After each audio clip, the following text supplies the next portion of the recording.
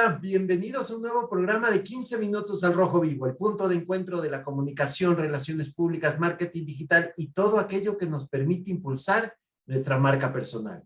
Nuestra invitada de hoy es psicóloga especializada en desarrollo profesional, también es coaching en habilidades, competencias e inteligencia emocional.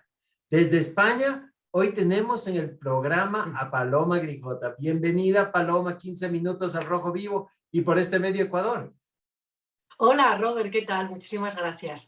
Ya sabes que es un placer para mí que me hayas invitado y de alguna manera cruzar el charco, aunque sea de manera virtual, que no lo he cruzado nunca y oye, es la primera vez contigo, así que estupendo. No, me encanta tenerte de este lado, pues esperemos que ya pase esto para que sea presencial. Paloma, ¿tú desde dónde estás? ¿Desde Asturias? ¿Desde qué? Sí, estoy en Asturias, que es el norte de España, sí, en Gijón, una ciudad en la que tenemos el lujo de tener playa, o sea que muy bien aquí. Aunque Sí. ahorita debe estar un poco frío, ¿no? Sí, ahora está frío, sí, sí. Hoy hizo buen día, pero salió el sol, pero está frío, sí. Pero Bueno, bueno, que bien. salga el sol es bueno. Para iniciar, Paloma, quisiera comentar sobre una publicación tuya reciente en la que hablaba sobre el término reinventarse. Me pareció espectacular.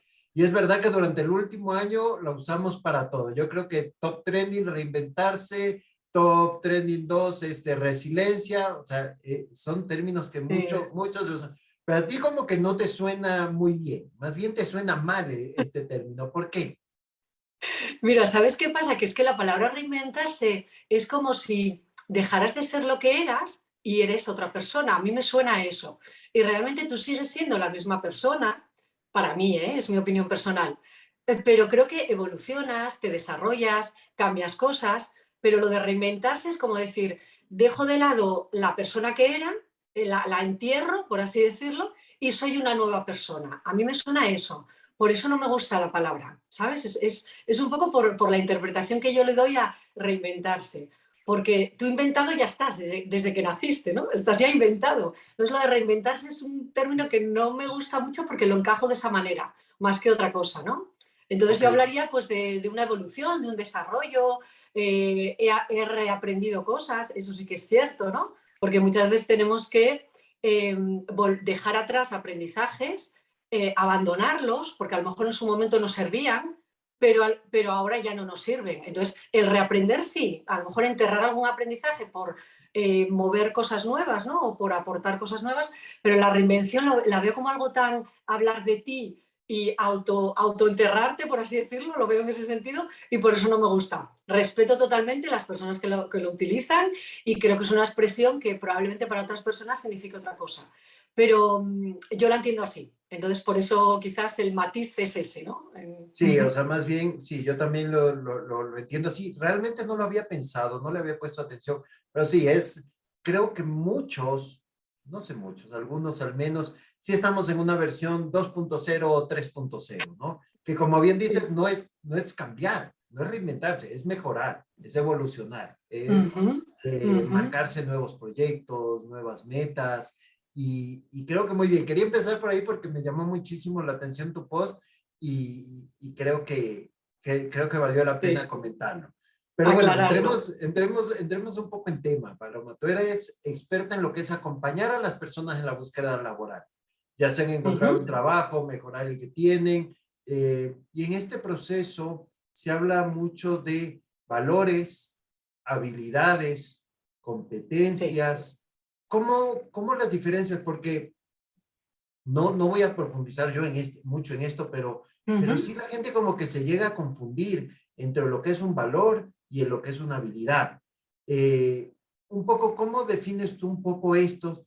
Y una pregunta muy importante, ¿en cuáles de Ujú. esas crees que podemos trabajar para proyectar mejor nuestra marca personal?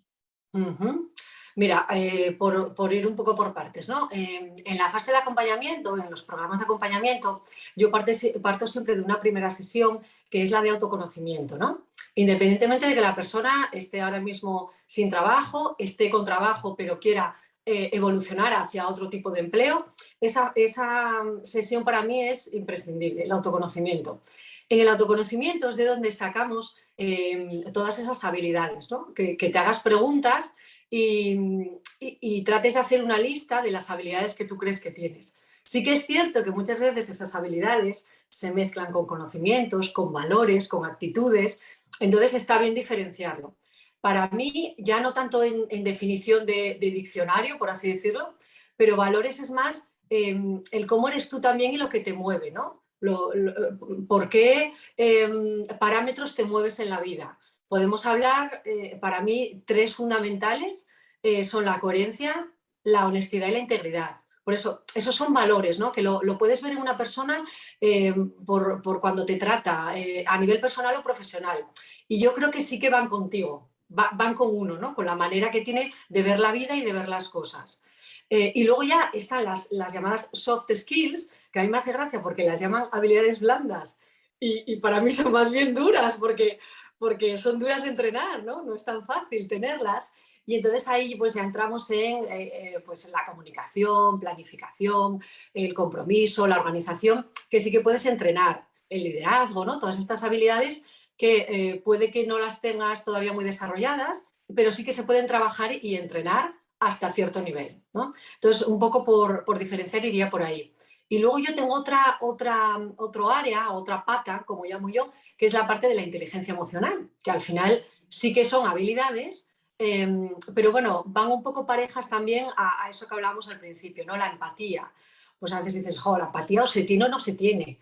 ¿Puedo tener empatía, un 4 de empatía? Bueno, pues a veces sí, depende con quién, ¿no? Depende con Sí, quién empatizas más o menos. Entonces también se entrena, pero sí que hay cosas que van un poco con cada uno, ¿no? Con la manera de ser o la escala que tiene en la vida, de cómo comportarse ante las situaciones.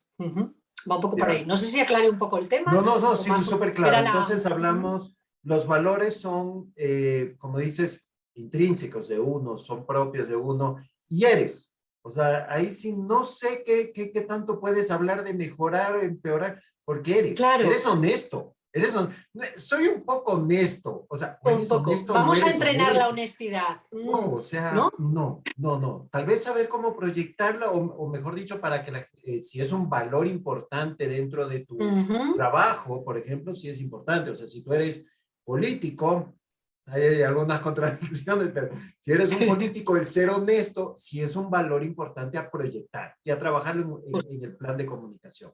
Las Ujú. habilidades, sí, totalmente de acuerdo, son más llamadas habilidades blandas porque son las más importantes de ti que las desarrollas.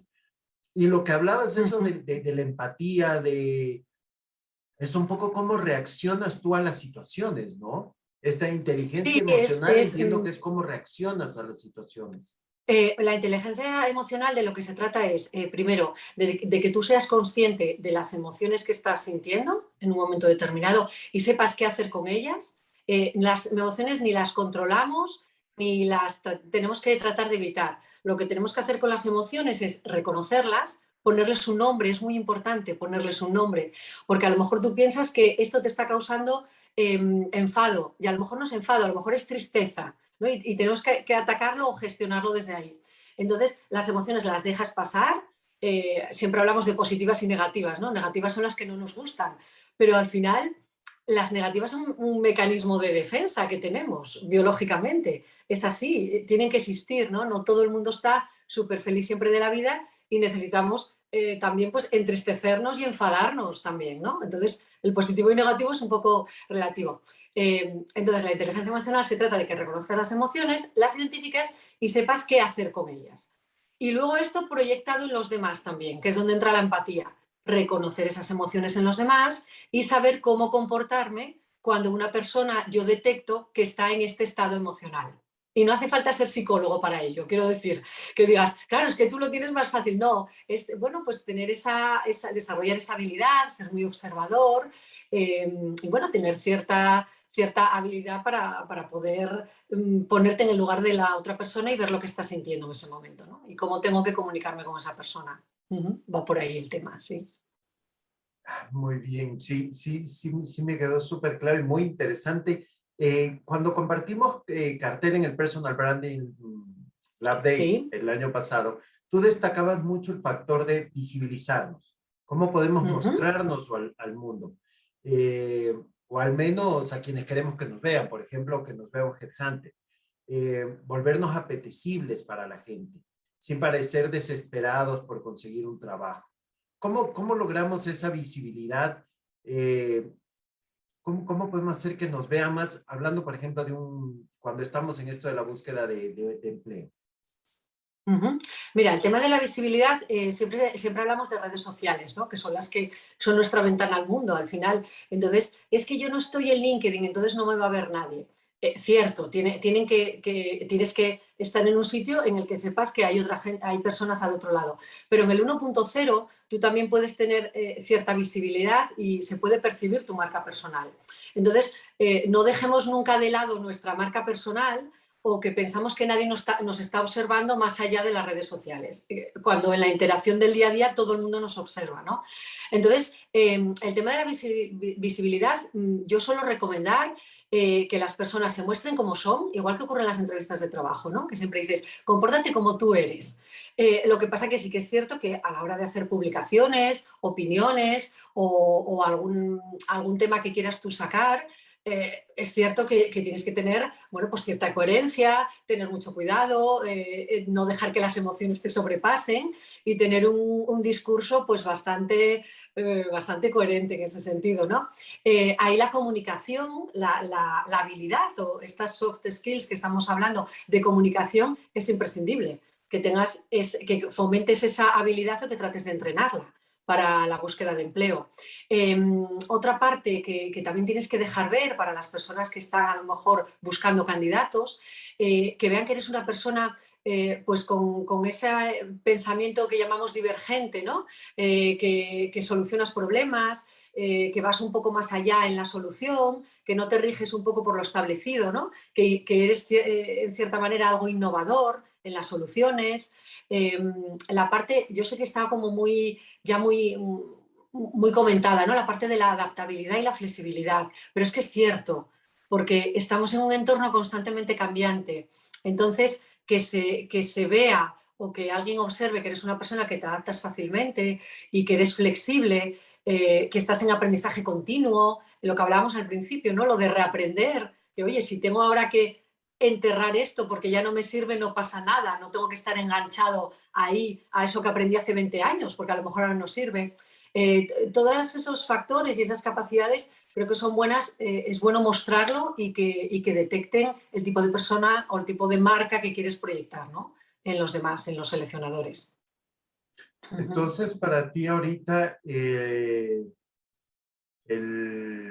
headhunter, el jefe de recursos humanos, la persona que va a contratar, ¿en qué se fija primero? ¿En qué se fija primero? ¿Se fija en tu nombre? ¿Se fija en tu edad? ¿Se fija en qué has estudiado? ¿Se fija en qué programas manejas? ¿En qué consideras tú que en este momento los headhunters es lo primero que se fijan o lo que más les preocupa el rato de analizar un perfil?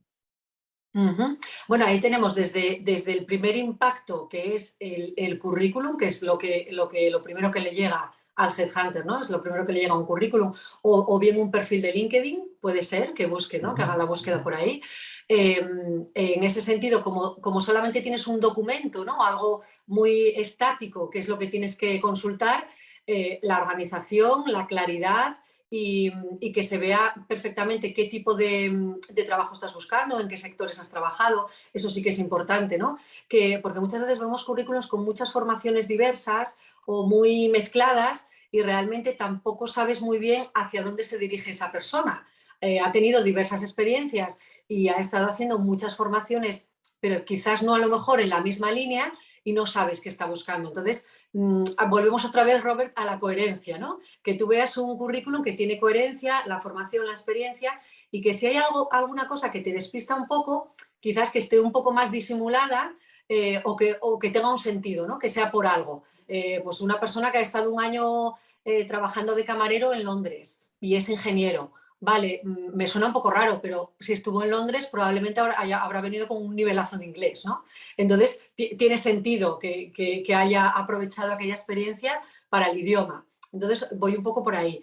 Y después ya, de cara a la entrevista, pues sí que te fijas en cómo se comporta la persona, en cómo se comunica, en si realmente todo lo que muestra o lo que tú has percibido en ese currículum se refleja en la persona que tienes delante y al final buscas personas frescas, bueno, pues con ganas, motivadas. Hay una parte también de que sabes que tiene que las personas no se comportan de una manera natural en la entrevista, hay muchos nervios, a veces no salen las palabras.